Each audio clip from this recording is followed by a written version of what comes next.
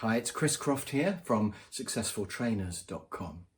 And I want to say something in this video about referrals and recommendations.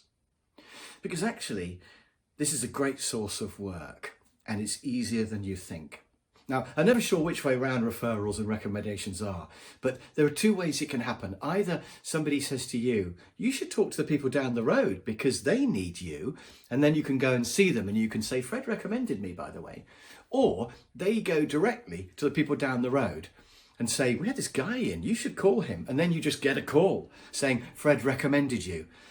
So either way, you can move to other people by being recommended. And I found that this happens every now and then. In fact, there is a third way as well, which is that people move. So somebody who I've trained goes to a new company and they say, you should get Chris in. And I've got a few fans who've now got me into several companies as they keep moving jobs. So that's great. So the question really is, how much work are you likely to get by referrals and recommendations? And I think there are a couple of factors. I think one of them is how unusual are you?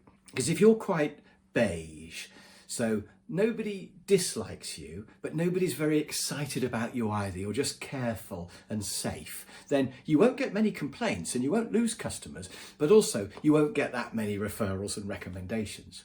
Whereas if you can be exciting and a bit different, perhaps more Marmite than beige, then you might get the occasional complaint, but you'll also get people who love you and who recommend you to other companies. And I don't think there's much you can do about it, it's just how you are. I think I'm probably more Marmite-y and less beige, I don't know. And I'm vaguely aware of the fact that you can either turn the wick up to sort of 6 and 7 and be quite careful, or you can turn the wick up to sort of 8 or 9 and go quite near the edge and do a day that's going to be really great for most people, but some people won't like. So I am aware that I can turn that wick up and down, but I think mostly it's just personality, it's just how we are. So that's one sort of factor that's going on. But the other thing is the size of your installed base. So let's suppose you've done 100 days of training over the last year. Some of those days will lead to referrals and recommendations and people moving. They will lead to work. And I think perhaps it's about 1% a month.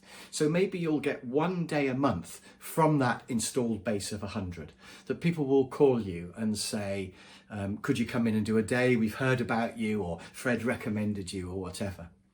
So after 10 years of doing 100 days a year, you've now got 1,000 days of installed base out there. And that 1,000, I think, brings in about perhaps 5, maybe 10 days a month of work. So now I don't have to do any selling, I get repeat work, but also I get new inquiries just based on people who've been on my training courses in the past. So you'll find that as the years go by, it gets easier and easier to be a trainer because you've got a bigger and bigger installed base.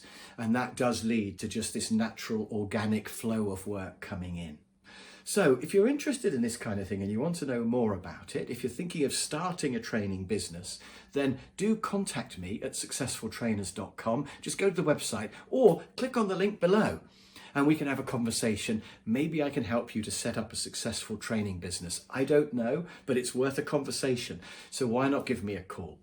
So that's Chris Croft, successfultrainers.com.